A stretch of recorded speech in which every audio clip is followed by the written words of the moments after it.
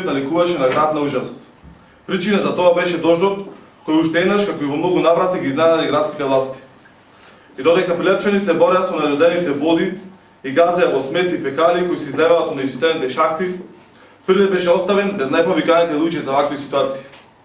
Прашањето е, каде во овие моменти се најдуваше и што правеше градоначалникот Маријан Ристевски? Почитувани сограѓани, нашиот градоначалник во тие моменти одлучи дека се поважни партиските составници во Скопје наспроти алармантната ситуација во Прилеп.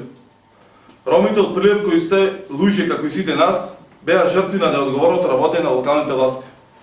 Имено, 10 кујки беа поплавени заради неизчистениот канал на Дамничка река, кој лани озеде и човечки живот.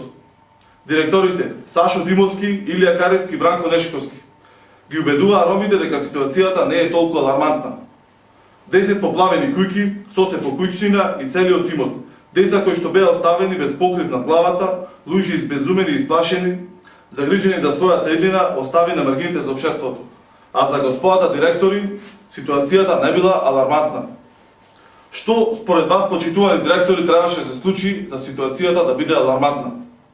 Општинската организација на Социјалдемократскиот сојуз на Македонија од Прилеп во тие моменти беше цело време со ромите, им обезбеди храна, кебина и облека.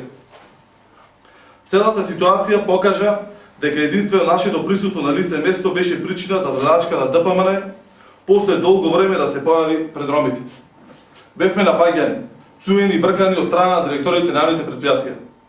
Како и по обичај, нивното доаѓање беше единствено за снимање пред камери и продолжување на нивната популистичка пропаганда. Господата од ДПМН го покажаа нивниот игнорантски однос кон ромската популација и докажаа дека ромите за нив представуваат само број на гласови. Ви благодарам.